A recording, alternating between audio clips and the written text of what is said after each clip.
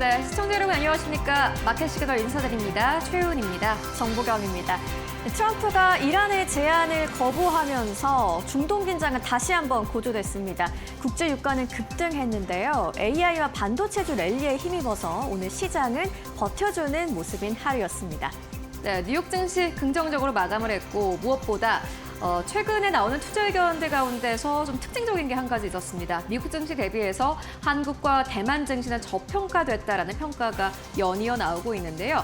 우리가 알 법한 이 월가 유명 인사들이 SK 하이닉스를 언급하고 나서는 것도 굉장히 긍정적으로 보여집니다. 네, 오늘도 시장에 다양한 이슈가 있었는데요. 우리에게 보내는 시그널까지 바로 확인해 보시죠. 뉴욕 증시 3대 지수의 마감 상황부터 저와 함께 살펴보겠습니다. 네, 다우지수와 나스닥, S&P 500 차례로 살펴보겠습니다.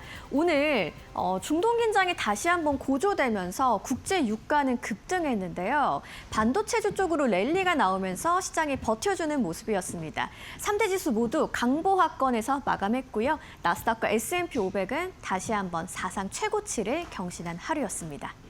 그렇다면 유가는 어느 정도로 움직였을까요? 이어서 바로 살펴보시죠.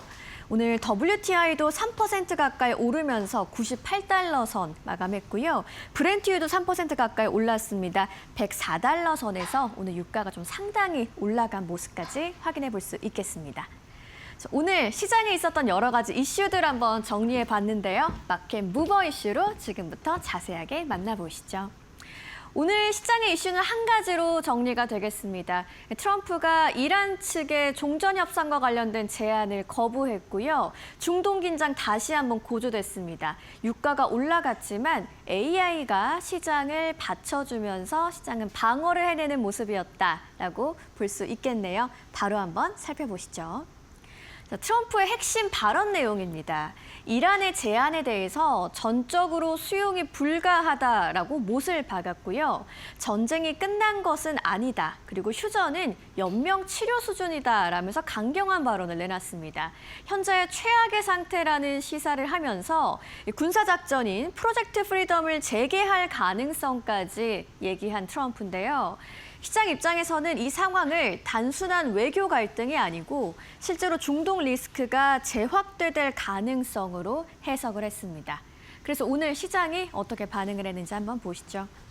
일단 이 호르무즈 해협의 긴장감이 재부각되다 보니까 시장은 이런 상황을 민감하게 받아들였습니다. 원유 공급 차질이 빚을 가능성 커졌고요. 결국 유가와 물가, 금리 모두를 자극하게 되는데요. 그래서 오늘 앞서 살펴보신 것처럼 WTI와 브렌트유 각각 3% 가까이 올랐습니다. 이렇게 에너지 가격의 급등이 결국은 인플레이션 부담을 재부각시키는 요인이 됐습니다. 그런데 이런 상황에도 불구하고 오늘 시장이 상당히 버텨줬습니다. 그 이유를 지금부터 확인해 보시죠. 먼저 AI와 반도체 쪽으로 강한 매수세가 지속되는 게 가장 큰 이유였는데요. 히트맵을 통해 보실 수 있듯이 엔비디아, 마이크론 테크놀로지, AMD, 인텔, 퀄컴 너나 할 것 없이 강세를 보였습니다. 시장은 AI 데이터 센터 투자 확대에 대한 기대감이 여전히 살아있는 모습이고요. 메모리 공급 부족 우려 가운데 메모리 슈퍼사이클에 대한 기대감도 상당합니다. 그리고 빅테크들의 호실적에 대한 신뢰감도 시장에 형성이 돼 있죠. 시장이 오늘 이 유가의 충격보다는 여전히 AI 투자 확대 그리고 메모리 슈퍼사이클에 대한 기대감에 집중을 하고 있는 모습이라고 볼 수 있겠습니다. 오늘 시장의 특징을 한번 정리해봤는데요. 현재 구조를 살펴보면 이렇습니다.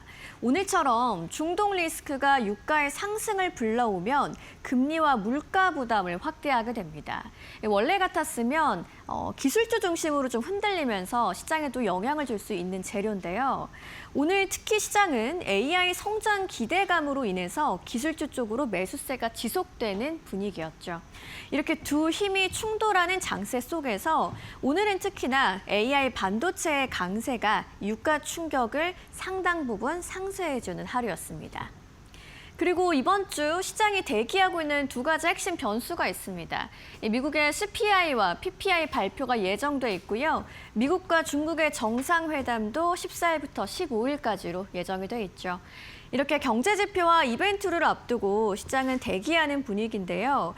오늘의 유가 상승이 실제로는 물가에 얼마나 반영될지도 중요한 변수가 되겠습니다.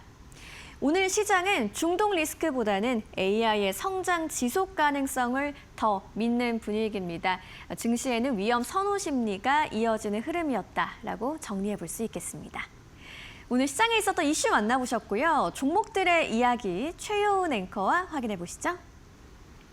네, 기술주 쪽으로의 쏠림이 강화된 하루였습니다. 기술주는 연이어서 강세를 보이고 있지만은 미국 증시에서 특징적인 한 가지가 있었습니다. 소매 쪽이 굉장히 부진했는데요. 월마트, 타겟 같은 기업들이 다시 한번 하락하는 흐름을 보여주기도 했습니다. 일단 전반적인 시장 상황 함께 만나보고 가도록 하겠습니다. 먼저 엔비디아 보실까요? 엔비디아 간밤에도 2% 가깝게 상승하면서 거래 마감했습니다. 초록불 켜내면서 거래 마감했고 엔비디아는 지난주 주간 기준으로도 상승하면서 거래 마감했는데 다시 한번 이번 주 들어서 상승 탄력으로 시작을 하는 모습입니다. 장중한 때는 222.6달러까지 오르면서 사상 최고치를 다시 한번 경신하는 흐름 보여주기도 했습니다. 이 이후에 마이크론 테크놀로지 6.5%대 상승, AMD도 보시다시피 0.79%의 상승 탄력 나왔습니다.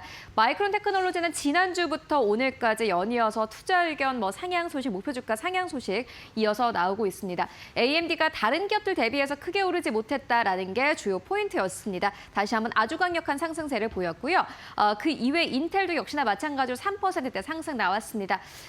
인텔의 상승세는 멈출 줄을 모르는 것 같습니다. 지난주에만 20% 넘게 상승했는데 오늘 다시 한번 월요일장에서 상승 탄력을 보이면서 거래를 마감한 모습 함께 확인하실 수 있고요. 퀄컴도 역시나 마찬가지로 상승 탄력을 보였습니다. 세미컨덕터 이 반도체 쪽은 역시나 보시다시피 거의 대체로 초록불로 거래 마감한 모습 함께 확인하실 수 있고요. 반면에 이렇게 하드웨어 쪽은 좀 강했지만 소프트웨어 쪽은 약간의 희비가 좀 엇갈렸다라는 모습을 함께 확인하실 수 있습니다. 하락한 종목, 상승한 종목이 약간 좀 엇갈리는데 어도비 같은 경우에는 보시다시피 작습니다만 2.7%의 하락으로 거래 마감한 모습 함께 확인하실 수 있습니다. 미국 증시에서는 소프트웨어 쪽이 좀 약화되는 것이 아니냐라는 우려감 나오고 있는 가운데 AI 쪽 안에서도 하드웨어 쪽 안으로 그리고 반도체 쪽으로 좀 강력하게 수급이 쏠리고 있는 모습 함께 확인하실 수 있고요. 그 이외에 애플의 경우에는 약보합 수준에서 거래 마감한 모습 함께 확인하실 수 있습니다. 알파벳은 3%대 하락 나오면서 거래 마감했습니다. 지난주 쉼없이 올라온 만큼 52주 신고가 경신한 상황이고 다시 한번 약간 좀 쉬어가는 흐름 보여주기도 했습니다. 아마존도 1%대 하락 그리고 메타도 역시나 마찬가지로 1.7%대 하락 나왔습니다. 메타의 경우에는 지난주 실적을 발표한 이후에 이렇다 할 움직임을 좀 나타내지 못하고 있는 상황이고요. 테슬라가 3.8%대 상승 나오면서 거래 마감한 모습의 특징이라고 할 수 있겠습니다. 그리고 넷플릭스입니다. 2.3%대 하락 나왔는데요. 이 넷플릭스 같은 경우에는 소비자들의 데이터를 무단으로 수집했다라는 소식이 나오면서 다시 한번 하락 흐름 보여주는 모습 함께 확인하실 수 있습니다. 그 이외 엔터테인먼트 쪽 전반적으로 좀 하락하면서 거래 마감한 모습 함께 확인하실 수 있습니다. 그렇다면 특징주들 어떤 것들이 있을까 이어서 세 가지 특징주 함께 만나보도록 하겠습니다. 네, 먼저 첫 번째 기업은 서클 인터넷 그룹입니다. 서클 보시다시피 실적을 발표를 했습니다. 컨콜도 있었는데 서학개미분들이 굉장히 많이 가지고 있는 기업 중 하나이기도 합니다. 그렇기 때문에 또 밤새 또 많이들 기다리셨을 것 같은데요. EPS와 매출 모두 다 시장의 예상치를 상회했습니다. 여기에 더불어서 2억 2천만 달러의 투자를 유치했다라는 소식이 들려왔고요. 두 자릿수 급등세 나왔습니다. 15% 넘게 상승 탄력 받으면서 거래 마감했는데 특히나 암호화폐 시장이 좋지 않았기 때문에 서클도 부진한 실적을 내는 것이 아닌가 하는 우려감 나왔습니다. 앞서서 실적을 발표했던 코인베이스의 실적이 좋지 않았기 때문입니다. 그런데 막상 실적을 열어보니 코인베이스와는 다르게 이 서클 인터넷 그룹의 실적은 굉장히 좋았고요. 이에 따라서 두 자릿수 급등하면서 거래 마감했습니다. 두 번째 기업은 먼데이닷컴입니다.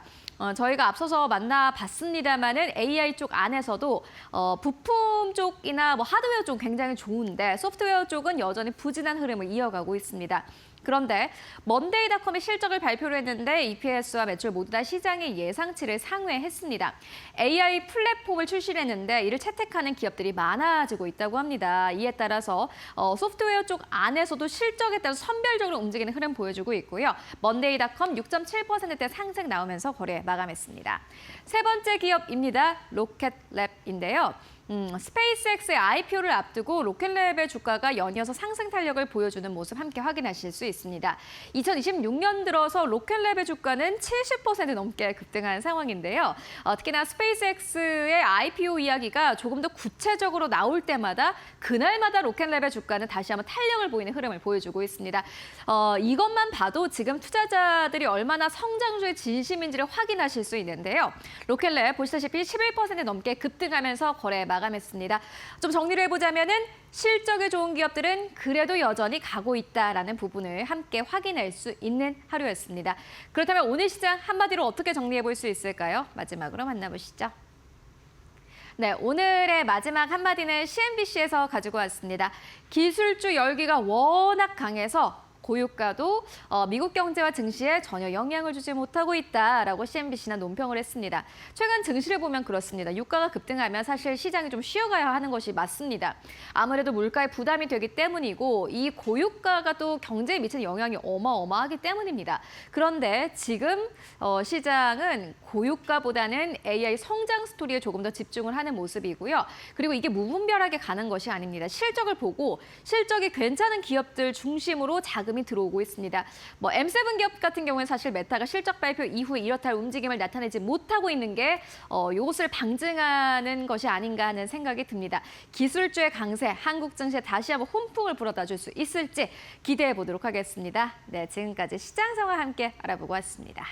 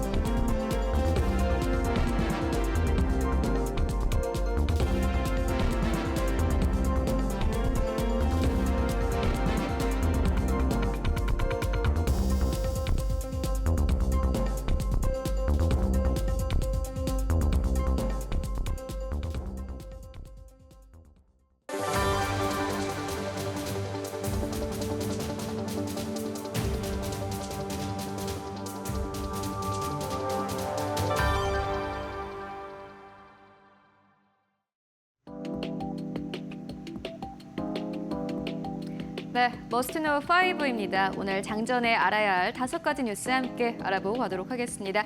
미국의 대표적인 강세론자입니다. 댄 아이브스인데요. 지금까지 테슬라에 대해서 아주 긍정적인 투자 의견을 유지해온 투자자이기도 합니다. 댄 아이브스가 보시다시피 나스닥이 3만 선까지 1년 안에 도달이 가능하다라는 투자 의견을 제시하기도 했습니다. 어떠한 내용일까요? 자세하게 만나보시죠. 웨드부시의 유명 기술 분석가 댄 아이브스가 인공지능 AI 랠리가 확대되면서 나스닥 지수가 향후 1년 안에 3만 선에 도달할 수 있다고 전망했습니다. 11일 현지 시간 CNBC에 따르면 아이브스는 이번 실적 시즌은 AI 강세론을 입증했다며 칩 수요와 공급의 격차가 10대 1 수준이고 우리는 여전히 AI 혁명 초기 단계에 있다고 밝혔습니다. 이어 비관론자들은 계속 비판하겠지만 우리는 현재 흐름을 확신하고 있다라고 말했습니다. 아이브스는 특히 메모리 반도체 업황에 대해 현재는 메모리 슈퍼사이클이라며 SK 하이닉스 등 메모리 기업들에 대한 강한 낙관론을 유지한다고 강조했습니다. 또 AI 투자 수혜가 반도체뿐 아니라 소프트웨어, 사이버 보안, 인프라, 전력 분야까지 확산될 것이라고 덧붙였습니다. SK 하이닉스까지 강력한 상승이 예상된다라고 댄 아이브스는 이야기를 했는데요. 특히나 SK 하이닉스 최근 들어서 다시 한번 탄력을 받고 있습니다. 한국 시장의 SK 하이닉스 한 투자은행의 목표가처럼 300만 원까지 도달할 수 있을지 저희가 응원해 보도록 하겠습니다. 이어서 두 번째 뉴스입니다. 이번 주에는 미국과 중국 간의 정상회담이 예정이 되어 있습니다. 이를 앞두고 많은 외신들의 언론 보도가 이어지고 있는데요. 팀쿡 CEO와 일론 머스크 CEO가 이 미중 정상회담에 트럼프 대통령과 함께 동행한다라는 소식이 있었습니다. 자세하게 만나보시죠. 도널드 트럼프 미국 대통령의 이번 중국 방문에 일론 머스크와 팀쿡을 비롯한 미국 주요 기업 최고 경영자 CEO들이 대거 동행할 전망입니다. 블룸버그는 11일 현지 시간 백악관 관계자를 인용해 머스크와 쿡, 켈리 오트버그 등이 이번 주 예정된 트럼프 대통령의 중국 방문 대표단에 포함됐다고 보도했습니다. 트럼프 대통령은 방중 기간 동안 시진핑 중국 국가주석과 정상회담을 가질 예정입니다. 대표단에는 데이비드 솔로몬, 레리 핑크 등 월가 주요 금융사 수장들도 포함된 것으로 전해졌습니다.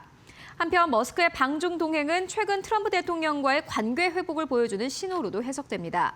머스크는 지난해 연방정부 구조조정 작업을 주도했지만 이후 트럼프 대통령과 갈등을 빚으며 관계가 악화한 바 있습니다. 이후 양측은 관계를 복원한 것으로 전해졌습니다. 네, 테슬라의 주가가 간밤에 3% 넘게 급등한 점 이와 무관하다고 할 수 없겠습니다. 이번에 트럼프 대통령의 중국 방문에 어떠한 CEO들이 함께 동행할지 체크해 보시는 것도 지금 시장을 대응할 만한 포인트가 될 것 같습니다. 이어서 세 번째 뉴스로 함께 이어가 보도록 하겠습니다. 도이체방크의 투자 의견 소식인데요. 마이크론 테크놀로지 연이어서 상승 탄력을 보여주고 있습니다.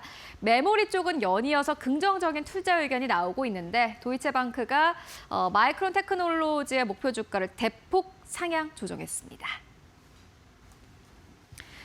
도이체방크가 인공지능 AI 수요 확대에 따른 메모리 업황 개선 기대를 반영해 마이크론의 목표 주가를 상향 조정했습니다. 도이체방크는 마이크론에 대한 투자 의견을 매수로 유지하면서 목표 주가를 $1,000로 제시했습니다. 도이체방크는 AI가 메모리 산업의 사이클 구조 자체를 바꾸고 있다고 평가했습니다. 또 메모리 기술이 AI 프로세서 성능과 모델 출력의 핵심 요소가 됐다며 토큰당 비용 하락으로 AI 활용이 빠르게 확대되면서 메모리 수요 역시 폭발적으로 증가하고 있다고 설명했습니다. 특히 마이크론이 디램과 낸드 분야에서 선도 기술력을 확보하고 있으며 재무구조 역시 업계 최고 수준이라고 평가했습니다. 마이크론의 주가는 AI 메모리 수요 기대 속에 지난 1년 동안 700% 넘게 급등했고 최근에도 52주 신고가 부근에서 거래되고 있습니다. 네, 마이크론 테크놀로지의 목표가 상향은 한국 시장의 삼성전자, SK하이닉스와도 어떻게 보면은 떼놓고 생각할 수 없는 기업이기도 합니다. 체크해 보도록 하겠고요. 이어서 네 번째 뉴스로 이어가 보도록 하겠습니다. 월스트리트 저널의 보도입니다. 이 보도로 인해서 간밤 증시에 꽤나 큰 영향이 있었는데요. 트럼프 대통령이 수입 소고기 관세를 완화하겠다라면서 급등한 물가를 대응하기 위한 것이다. 다만 이것이 일시적인 조치일 뿐이다라는 선을 긋기도 했습니다. 자세한 내용 만나보시죠. 미국 도널드 트럼프 행정부가 급등한 소고기 가격 안정을 위해 수입 소고기에 적용되는 관세 제도를 일시 중단하기로 했다고 월스트리트 저널이 현지 시간 11일 보도했습니다. 월스트리트 저널은 소식통을 인용해 트럼프 행정부가 이르면 11일 수입 소고기에 적용되는 저율 할당 관세 제도를 한시 중단하는 조치를 발표할 계획이라고 전했습니다. 저율 할당 관세는 일정 수입 물량까지는 낮은 관세를 부과하되 이를 초과하는 물량에는 높은 세율을 적용하는 방식입니다. 이 제도가 중단되면 더 많은 수입 소고기가 낮은 관세로 미국에 들어올 것으로 예상됩니다. 백악관 당국자는 이번 결정이 미국 내 쇠고기 공급 부족을 단기적으로 완화하기 위한 것이라며 장기적으로 목축업자들의 비용 절감에 도움이 될 것이라고 설명했습니다. 네, 이 소식이 나오자마자 간밤 증시에서는요. 소고기 관련주 타이슨 푸드와 같은 주가가 하락하기도 했습니다. 관련된 시장의 영향 계속해서 체크해 보도록 하겠고요. 이어서 다섯 번째 뉴스로 옮겨가 보도록 하겠습니다. 오늘 이 소식을 여러분들께 전해드릴 수 있어서 정말 얼마나 기쁜지 모릅니다. JP모건이 한국 증시가 코스피가 강세가 이어진다면 만선까지 돌파할 수 있다라고 전망을 했습니다. 특히나 신흥국 시장은 미국 증시 대비해서 저평가됐다라고 평가하기도 했는데요. 자세한 내용 만나보시죠. JP모건이 AI 투자 확대와 달러 약세 가능성을 이유로 신흥국 증시의 추가 랠리 가능성을 제시했습니다. 특히 미국보다 한국과 대만 반도체주가 더 큰 수혜를 볼 수 있다고 평가했습니다. JP모건은 신흥국 증시는 AI 투자 테마에 더 효과적으로 노출돼 있고 밸류에이션도 매력적이라며 하반기 달러 약세가 나타날 경우 수익률이 더 확대될 수 있다고 밝혔습니다. JP모건은 특히 삼성전자와 SK하이닉스, TSMC 등 한국과 대만 반도체주에 대해 긍정적인 시각을 유지했습니다. 메모리 반도체 공급 확대 시점이 2017년 이후로 예상되는 만큼 아직 업황 정점을 논하기에는 이르다는 설명입니다. 또 중국 기술주에 대해서도 비중 확대 의견을 제시했습니다. JP모건은 미국 빅테크의 AI 인프라 투자 확대가 결국 아시아 반도체 기업들의 더 큰 수혜로 이어질 가능성이 높다고 진단했습니다. 네, 한국 시장의 반도체 기업들이 랠리를 보이면서 다시 한번 코스피와 코스닥이 상승 탄력을 받아갈 수 있을지 체크해 보시면 좋을 것 같습니다. 지금까지 머스노우5 함께 알아보고 왔습니다.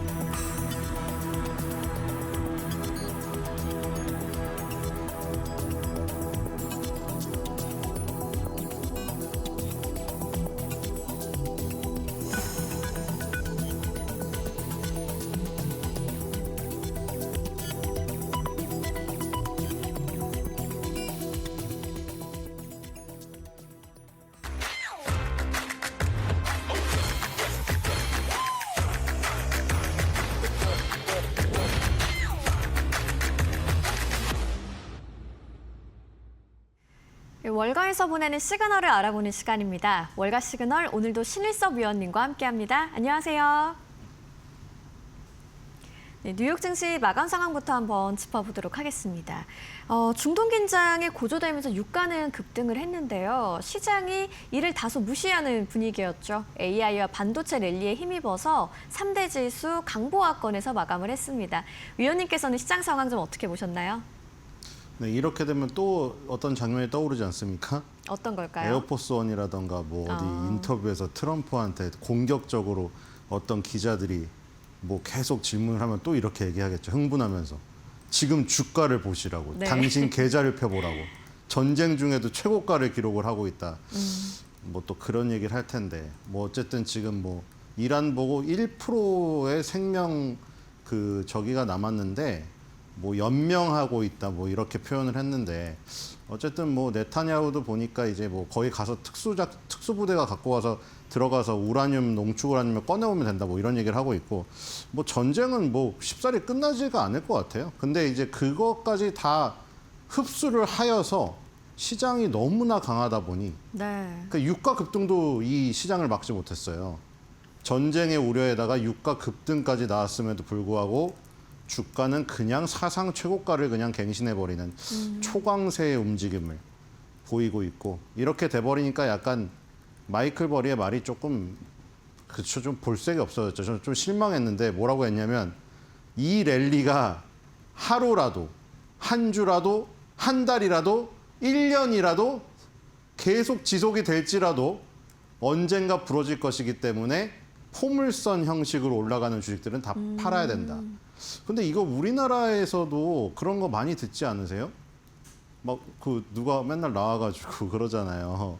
이게 1년 뒤에 뭐 3년 뒤에 뭐 오르더라도 뭐 지금 팔아야 된다. 아니 그러면 이제 3년 동안 이제 수익 낸 사람은 옆에서 승승장구하면서 신나 있는데 나중에 가서 이제 3년 뒤에 맞췄다고 하면 아무 소용이 없는 거잖아요. 약간 너무 그 기간이 길다는 생각이 듭니다. 뭐 적어도 아무리 길어도 한 3개월, 6개월 정도의 고점은 맞춰야 좀 효용성이 있지 않을까요? 그래서 그런 모습마저 지금 어떻게 그러니까 비관론자라든가 경계론자의 어떤 그런 멘트마저 무색하게 만들 만큼 시장의 랠리가 너무나 강하고 아까 말씀드렸다시피 이제 마이크론 테크놀로지의 목표 주가는 계속해서 상향되고 있는 이런 네. 상황이거든요. 그래서 이 뜨거운 랠리를 좀 여유로운 마음으로 조금 참여하거나 즐겨야 되지 않을까. 이게 경계론이나 이 위험론이 나온 지가 한참 됐거든요. 그분들도 이제는 조금 그쵸. 아니 그거잖아요. 약간 인디언 기우제 아시죠?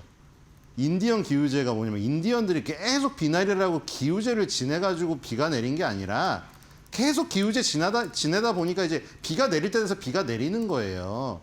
그러니까 기우제를 지내지 말고 인디언들도 그쵸? 축제를 좀 즐겨야 될 때가 아닌가 이런 생각이 듭니다. 네. 확실히 이란과의 전쟁이 끝나지 않은 상황에서도 지수가 꾸준히 강세를 보이고 있는 시장 좀 인상적이라고 할 수 있겠는데요. 사상 최고치를 계속해서 돌파해가는 뉴욕 증시 정리를 해주셨고요. 간밤에 마이크론의 급등이 나왔다는 것까지 정리를 해주셨습니다. 그렇다면 오늘 월가의 시그널은 어디서 찾아볼 수 있을까요? 키워드로 바로 만나보시죠.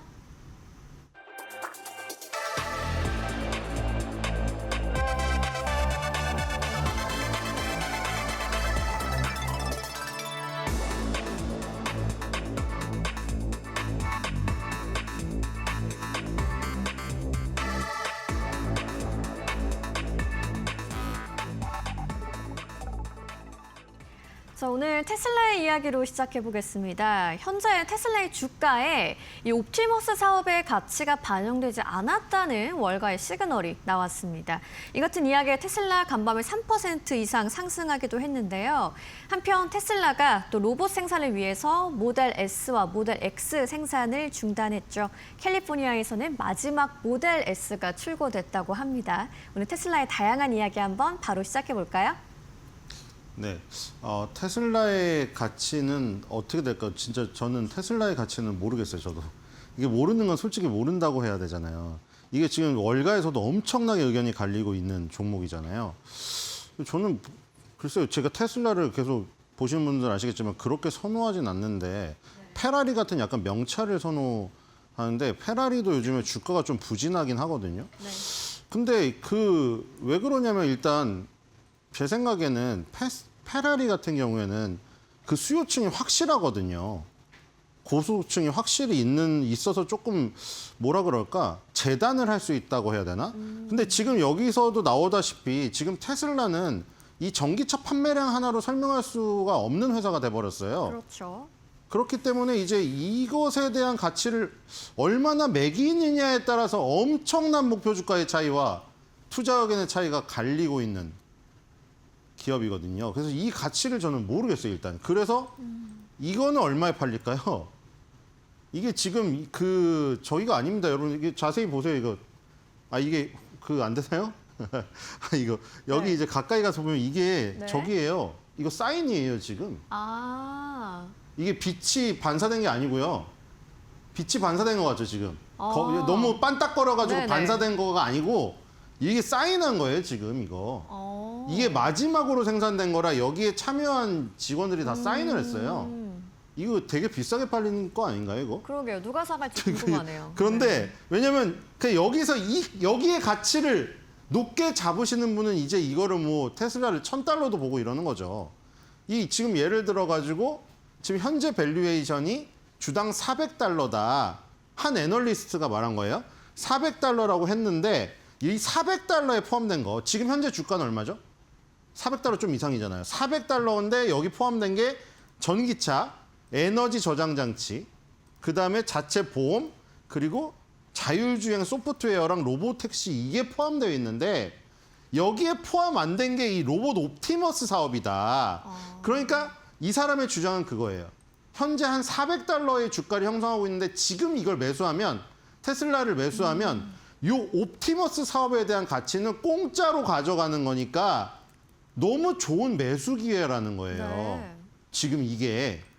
그래서 옵티머스의 사업 가치를 평가하는데 요게 지금 들어가는 거지. 모델 S와 X.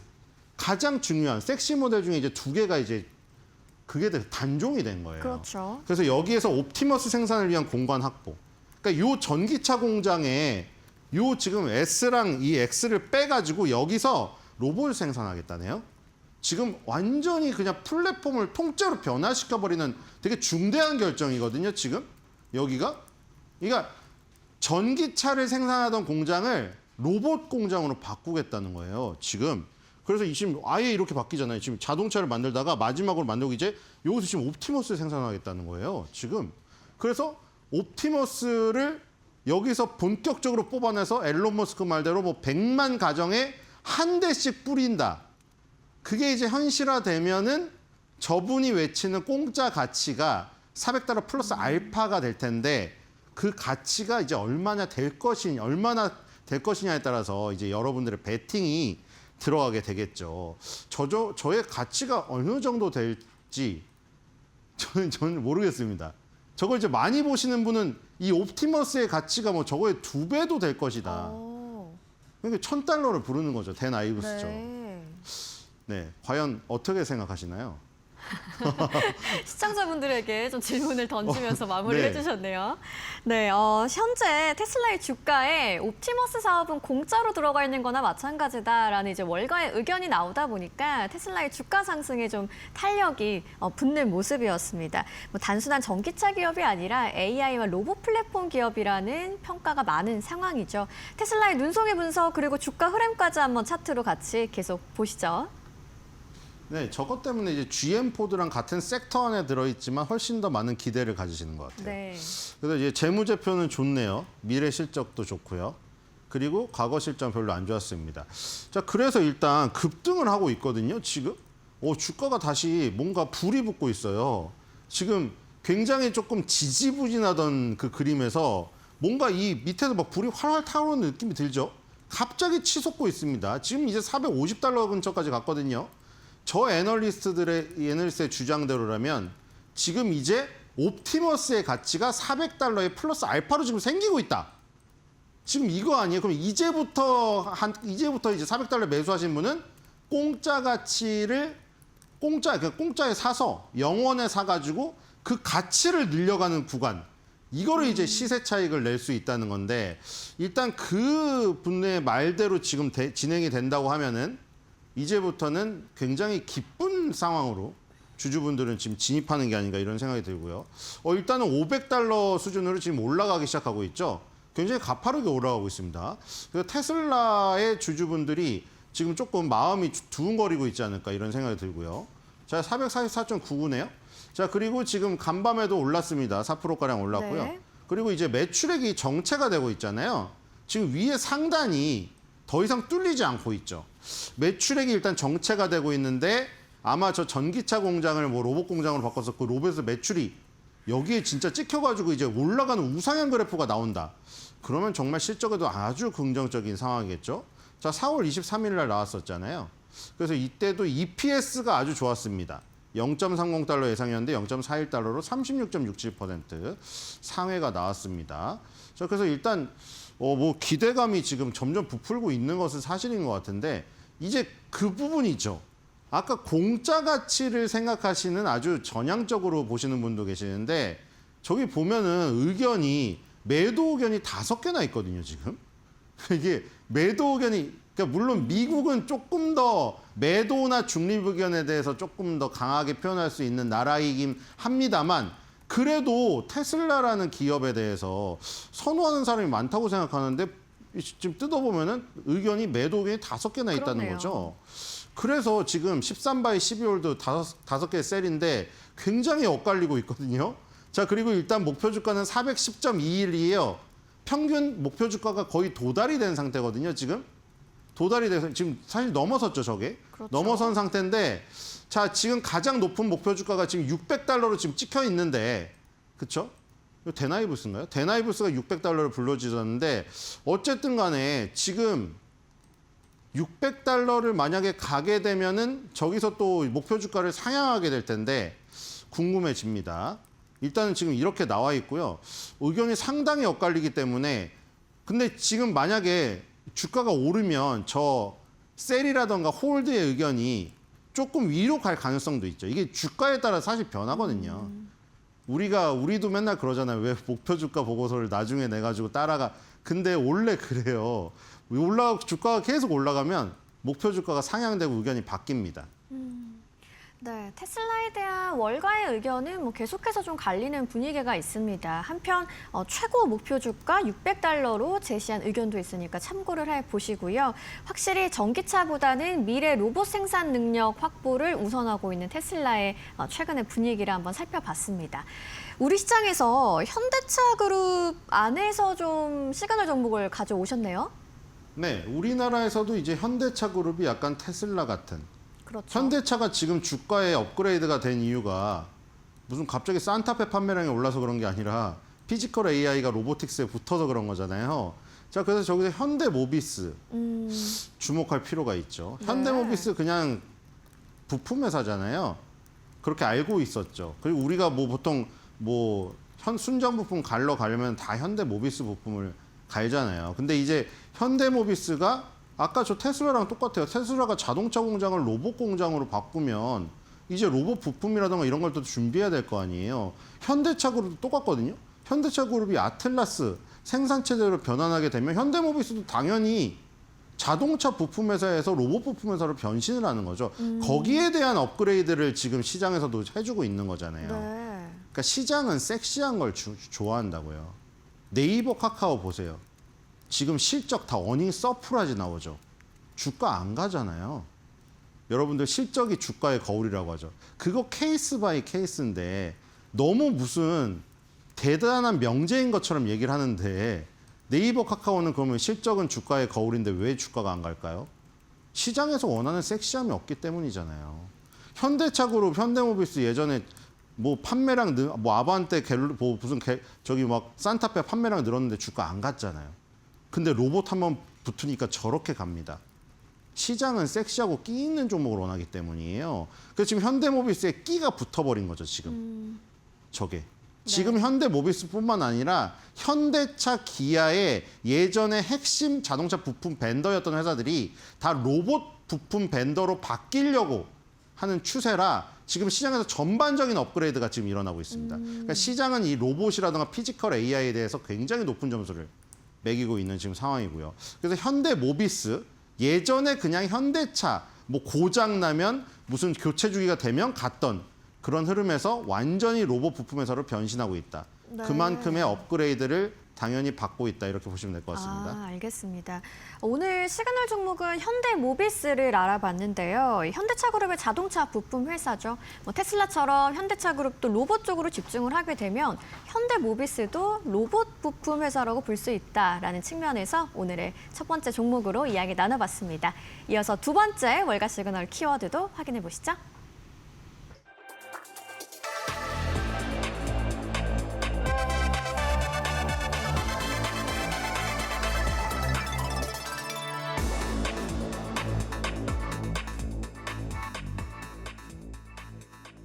마찬가지로 간밤에 3% 넘는 강세를 보인 인텔을 오늘 월가 시그널의 두 번째 키워드로 이야기해 보겠습니다. 글로벌 반도체 동맹을 맺으면서 생산 거점을 구축해가고 있는데요.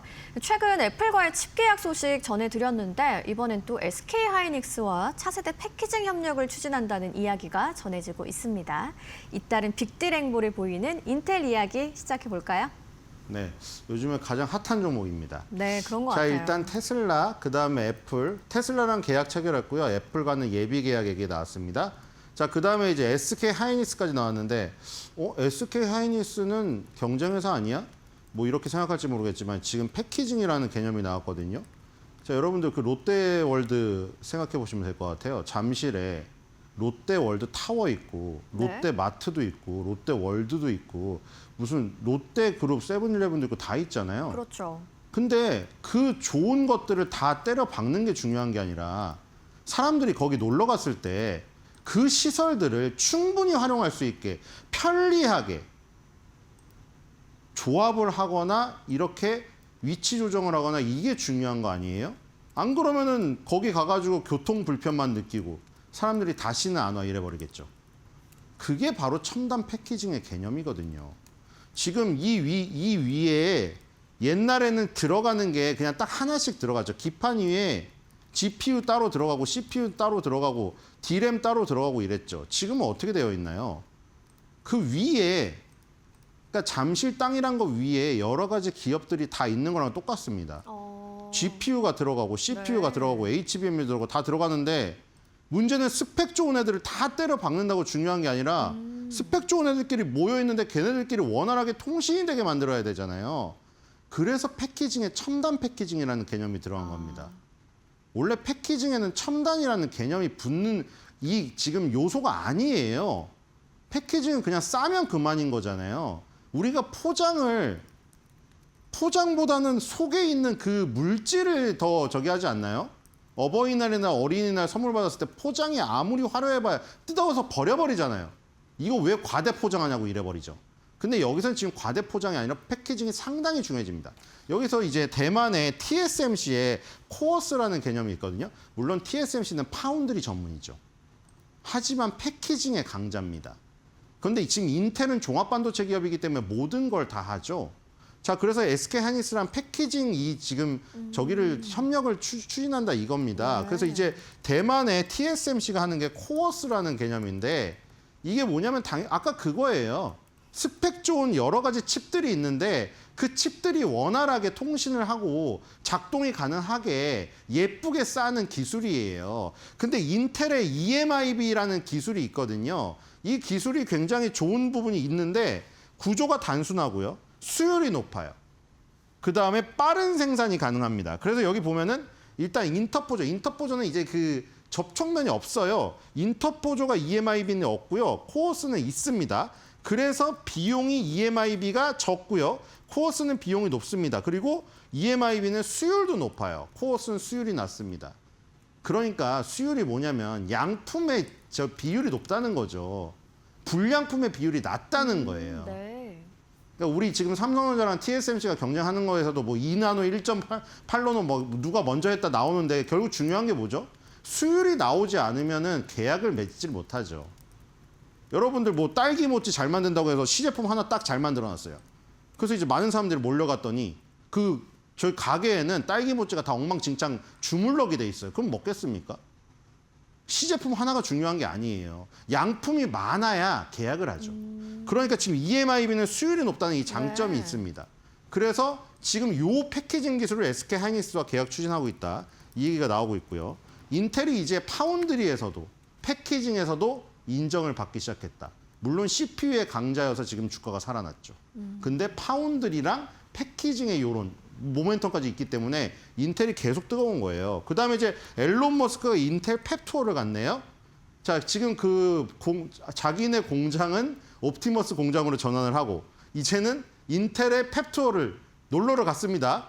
자, 그래서 스페이스X와 테슬라의 훌륭한 파트너십을 기대한다.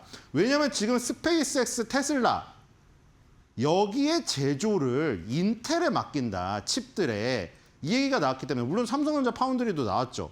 삼성전자 파운드리랑 인텔의 힘을 빌려가지고 스페이스X와 테슬라의 이 지금 그 최종 제품들을 돌리려는 지금 야심을 갖고 있기 때문에 놀라운 인텔 팹을 보여줘 영광이었다고 지금 말을 했네요. 오리건 힐스보로에 가가지고요. 자, 그래서 텍사스의 테라팹 프로젝트 바로 이거죠. 물론 텍사스의 테라팹 프로젝트가 나중에 이제 궁극적으로는 아예 여기서 자기네가 자체 반도체 칩을 제조하고 생산하고 패키징까지 다 한다는 건데 일단은 처음에는 규모의 경제를 그동안 저기 했던 확정 지어놓은 삼성전자, 인텔의 힘을 빌려야죠. 테슬라도 맨 땅에서 갑자기 뭐가 나올 수는 없으니까. 어쨌든 AI 칩의 안정적인 공급을 위해서 테라팹 건설 프로젝트를 지금 추진하고 있고요. 그 가는 그 비전 로드 안에서 인텔과 삼성전자의 협업을 지금 구하고 있다. 네. 이렇게 보시면 될 것 같아요. 그래서 인텔, 삼성전자는 테슬라와 한 배를 탔다. 이렇게 볼 수가 있겠네요. 아까 첫 번째 이야기랑 이어지죠. 그래서 테슬라를 미워할 수도 없고 테슬라와 어떻게든 협업을 해서 미래에 함께 꿈을 이끌어 가야 되는 지금 상황입니다. 네, 인텔 이야기를 하다 보니까 말씀하신 것처럼 다시 한번 또 테슬라를 언급하게 되네요. 뭐 머스크의 테라팹 프로젝트와 관련해서도 파트너십 맺고 있고, 뭐 애플과의 이야기도 있었고, SK 하이닉스와도 칩 패키징 기술을 논의 중인 인텔입니다. 정말 공격적인 반도체 동맹을 맺으면서 요즘 최근에 부활 이후에 정말 핫한 종목이 되고 있는 인텔인데요. 인텔의 눈송이 분석 그리고 주가 흐름 여러 가지 같이 보면서 또 이야기 나눠보죠. 네, 인텔이 재무제표는 상당히 좋습니다. 과거 실적은 안 좋았지만 미래 실적에 대한 기대감이 좋고요. 자, 차트를 감상하겠습니다. 와, 진짜 대단하네요, 이거. 감상이죠, 네. 인텔을 야, 이거 뭡니까, 진짜? 네. 진짜 로켓포입니다. 스페이스 X랑 한 배를 탄 게 차트에서도 탄 것 같아요. 마치 인공위성을 쏘아 올리는 듯한 그런 모습이고요. 와, 끝도 없네요. 자, 인텔도 일단 보니까 매출이 테슬라랑 똑같네요. 정체가 되고 있어요. 정체가 되고 있는데 지금 똑같죠? 테슬라나 인텔이나 매출이 정체가 되고 있는데 주가는 급등합니다. 여기서도 보이시죠? 당장의 실적 어닝 서프라이즈 매출 성장이 중요한 게 아니라 시장에 원하는 끼가 있으면 날아가요. 그렇죠? 실적이 탐탁지 않잖아요. 2022년부터 매출이 줄어들고 있는데 기대감으로 오르는 겁니다. 주가라는 거는. 실적이 주가의 거울이라는 거는 장기적인, 초장기적인 반영이고 우리가 너무 그렇게 초장기적인 흐름을 원해서 거기 타는 사람은 없어요. 답답해서 장기 투자자도 워렌 버핏도 답답해할걸요? 이 정도는. 자, 어쨌든 간에 EPS가 엄청나게 마이너스 예상되었는데 플러스가 나와가지고 말도 안 되는 상승률이 나왔죠. 어쨌든 간에 지금 81.41인데 목표 주가가 18.84 남은 걸로 나왔는데 지금 사실 주가가 이미 더 올라가 있죠. 그렇죠. 자, 그리고 지금 118달러인데 자, 여기도 똑같네요. 11개 바이의 23개월 대 3셀. 테슬라랑 비슷하게 분포가 이제 세 군데로 되어 있는데 자, 테슬라랑 인텔이 지금 같은 배를 탔기 때문에 아마 저 투자 의견도 이 지금 바뀌어야 될 것 같고 목표 주가도 올라가지 않겠느냐 향후에 이런 생각이 듭니다. 왜냐하면 테슬라나 인텔이 지금 주가가 계속 올라가 버리면은 저분들이 지금 주장하는 게 어색해져 버려요. 홀드 의견이라든가 셀 의견 하는 사람들이 자기가 말한 근거가 다 틀려버리니까 투자 의견을 바꾸던가 아니면은 보고서를 끊어야 돼요. 그러니까 지금 이제 계속해서 주가가 오르면은 저 매도 의견이나 홀드 의견이 결국 버티지 못할 것이다. 이런 생각이 듭니다. 네, 최근 주가의 흐름은 이제 급등세가 나오면서 월가의 목표 주가는 훌쩍 뛰어넘었고요. AI 시대 핵심인 첨단 패키징 시장에서 존재감을 키워가는 인텔입니다. SK 하이닉스와 차세대 패키징 협력을 추진한다는 중요한 뉴스 전해드렸으니까요. 오늘 우리 시장에서 SK 하이닉스로의 굿 시그널 한번 기대해 보시죠. 오늘도 신일섭 위원님과 함께했습니다. 좋은 말씀 고맙습니다.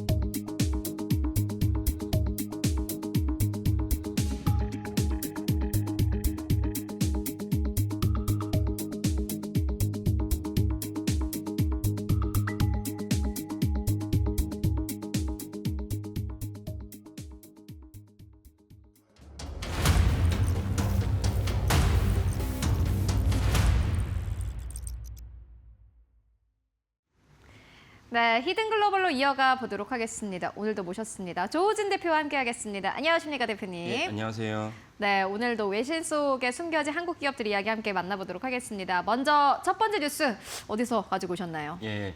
그 미국의 ABC 뉴스라고 있습니다. 네. 뭐 당연히 뭐 아시겠지만 미국의 3대 공중파 CBS, MBC 등이 MBC도 있는데 ABC 뉴스가 이제 삼성전자가 저작권 무단동을 피소했다는 이제 보도를 했습니다. 좀 제목만 보면 이게 사실일까 싶을 정도로 좀 황당한 내용인데 네. 자세히 들여다봤더니 삼성전자의 참 어처구니 없는 행동이 불러일으킨 이제 안 좋은 뉴스입니다. 네, 삼성전자의 저작권 무단 도용 소식 가지고 오셨습니다. 그렇다면 첫 번째 키워드 바로 만나보도록 하겠습니다. 첫 번째 키워드, 두아리파. 굉장히 유명한 인물이잖아요. 예, 이게 예. 첫 번째 키워드네요. 예.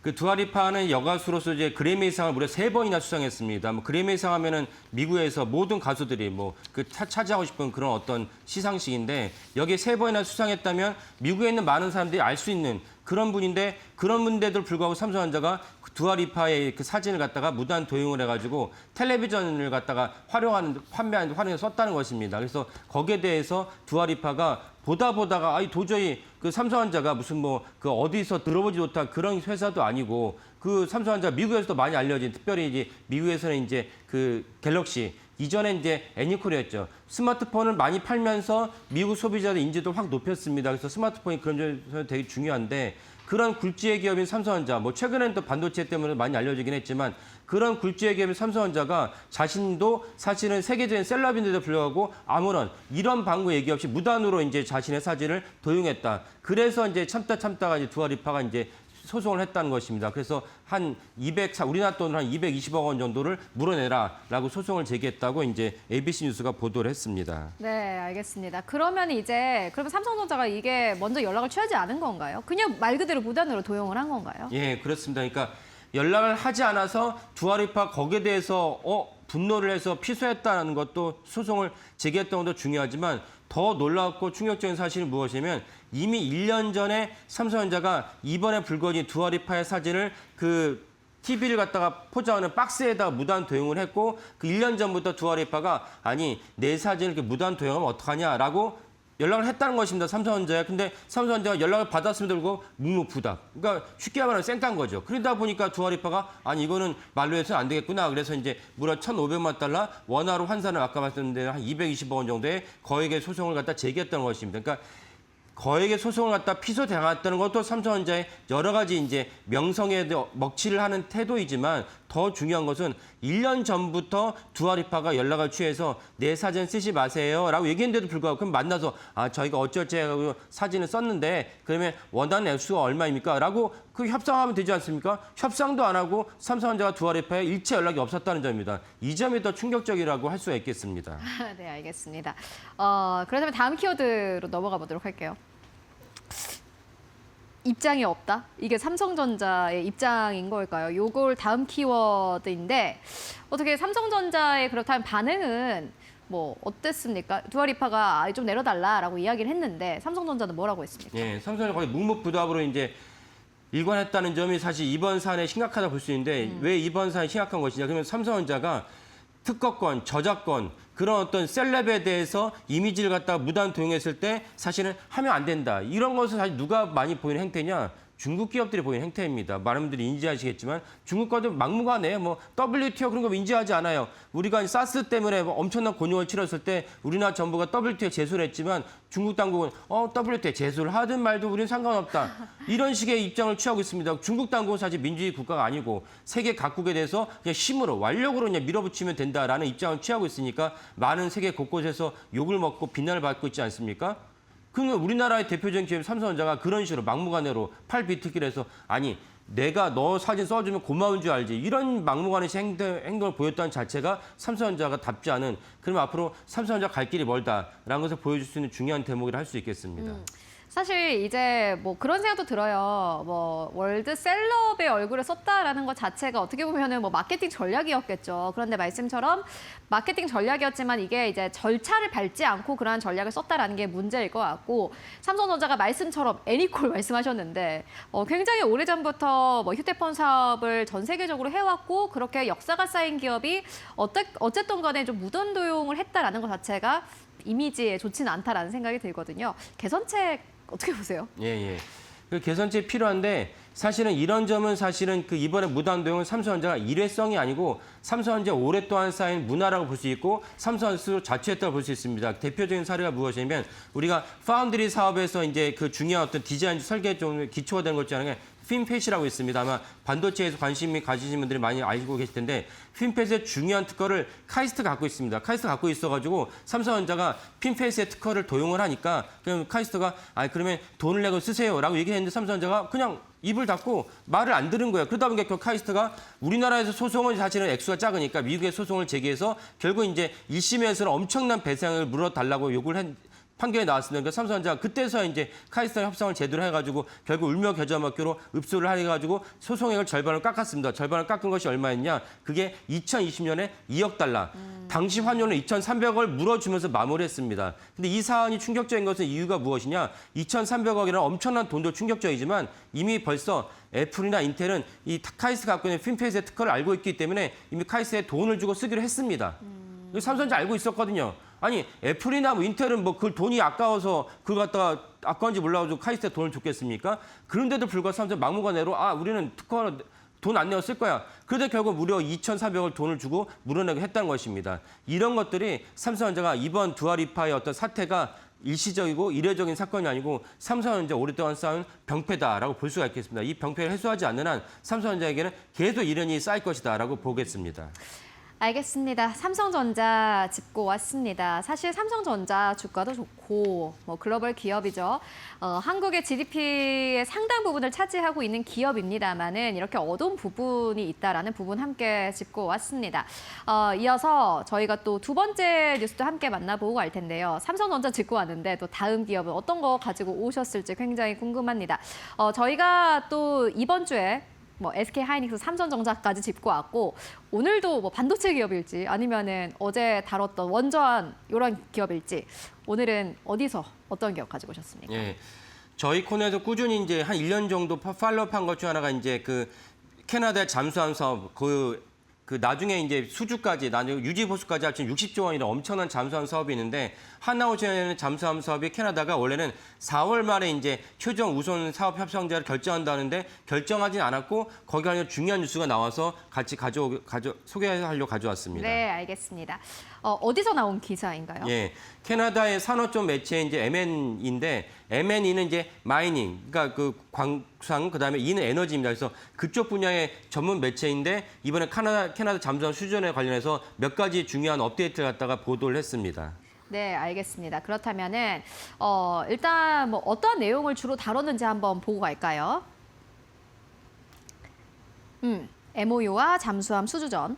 일단 요 이야기를 하기 전에 뭔가 지금 경쟁이 치열하지 않습니까? 그 부분부터 짚고 가죠. 예, 그 캐나다가 하나오션과 독일의 TKMS, 티센크로프 머린 시스템을 두 회사를 갖다가 최종으로 이제 쇼리스트에 올려놨었는데 양국이 두 회사뿐만 아니라 양국이 이제 그 한국과 독일이 국가적 차원에서 이 잠수함 수준에 매달리고 있습니다. 왜냐하면 캐나다가 사실은 잠수함 수준을 갖다 결정한다 그러면 단순하게 봤을 때는 누가 잠수함을 잘 만드느냐, 이 잠수함을 누가 적게 납품하느냐. 왜냐하면 기껏 잠수함 만들어주겠다는데 원래 5년에 걸릴 잠수함보다 10년 후에 납품한다 그러면 당장 외교 안보, 국방 안보에 큰 공백이 생기지 않습니까? 그래서 이런 납품과 잠수함 성능이 중요한데 캐나다 거기에 분명히 명시를 얘기했습니다. 이번에 잠수함을 납품하는 기업은 캐나다 자국 정부에 얼마나만큼 경제적인 이익을 갖다가 조달할지도 우리가 보겠다. 경제적 이익에는 당연히 무엇이 들어가냐? 고용도 들어갑니다. 그래서 명시로 얘기했기 때문에 우리나라도 현재타도 동원하고 저희 코너에 말씀드린 심지어 대한항공도 동원하고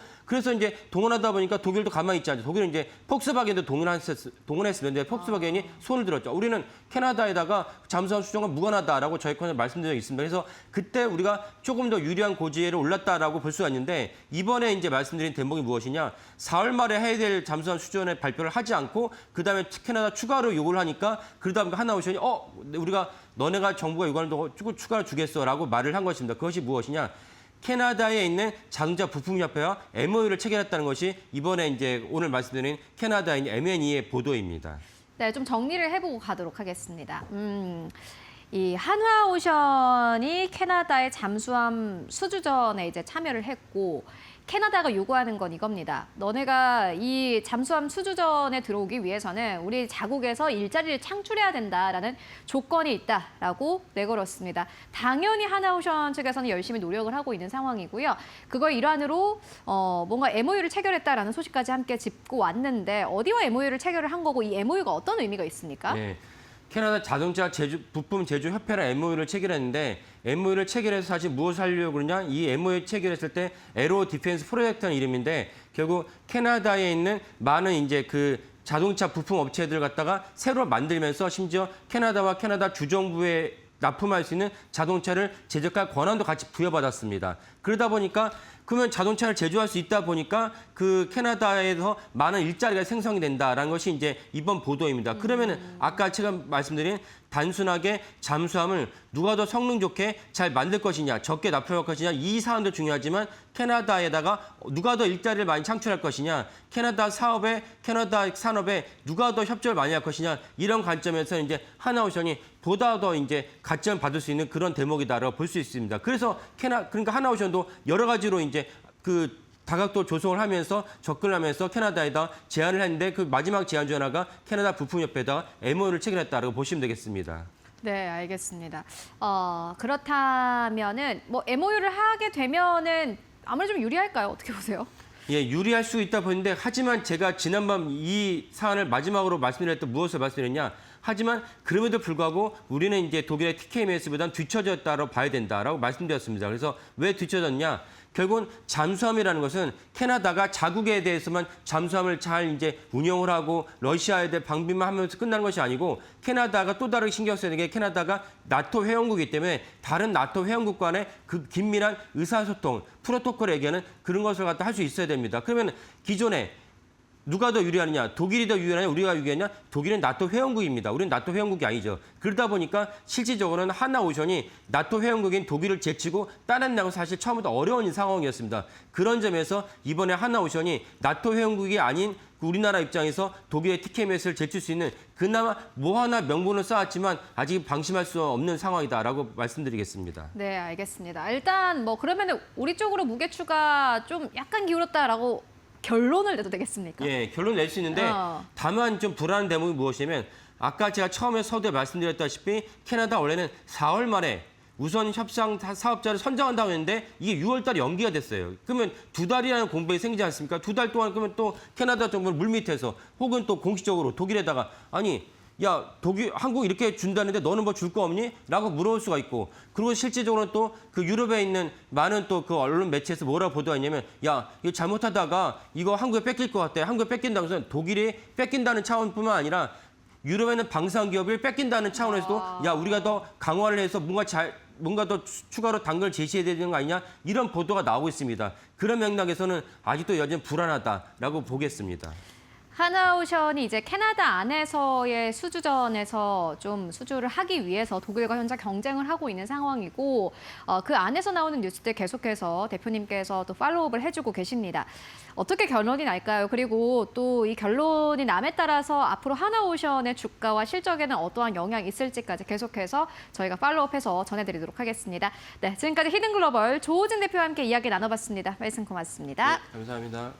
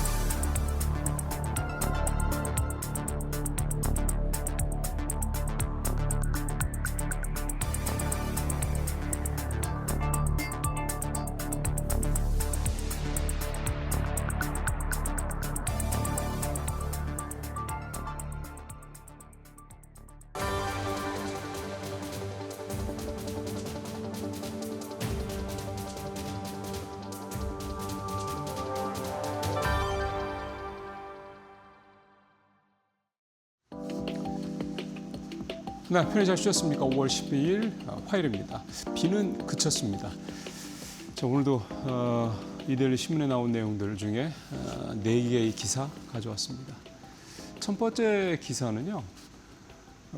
SK 하이닉스에 대해서 투자 의견을 이제 내린 그런 증권사가 한 군데가 더 나와서 더 나왔고 또 거꾸로 이제 더 올린 증권사도 나왔고 그래서 이제 그거를 비교 평가한 이제 그런 기사를 오늘 첫 번째 기사로 가져왔습니다. 이 표를 바로 보시죠. 어제 새로 이제 하이닉스에 대해서 투자 의견을 하향한 회사 증권사는 키움증권입니다.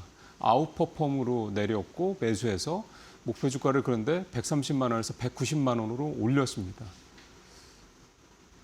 목표 주가를 60만 원이니까 거의 50% 가까이 올렸는데 투자 의견은 왜 하향 조정을 했을까? 잠시 후에 이제 말씀을 드리죠. 그리고 잘 아시는 것처럼 지난달 말에 이게 되게 화제가 됐었죠. 처음으로 이제 이런 투자 의견 하향 보고서가 나와서 BNK 증권인데 당시에 이제 매수해서 보유로 2단계를 내린 거죠. 그래서 사실상 BNK 투자증권의 저 리포트는 매도 리포트다라는 그런 해석도 좀 나오고 있습니다. 물론 저 리포트가 나온 지난달 말 27일이죠. 그날 이후에 지금 대략 한 2주 정도 됐는데 그 사이에 SK하이닉스 주가는 또 뭐 꽤 많이 오른 거는 뭐 제가 말씀드리지 않아도 잘 아실 겁니다.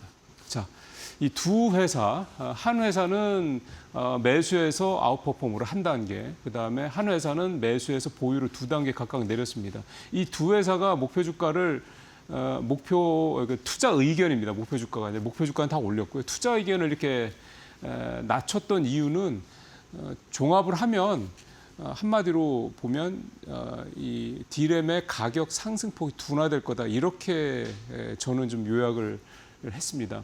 이게 무슨 얘기냐면 이게 마치 예전에 엔비디아 한참 뭐 실적 발표 때마다 관심이 집중되는 거랑 거의 같은 논리인데요. 이를테면 이번 1분기에 D램의 이 가격 상승률이 만약에 60%였다. 근데 이게 이제 2분기에는 당연히 그만큼 안 될 가능성이 높죠. 그래서 그게 뭐 한 40%였다.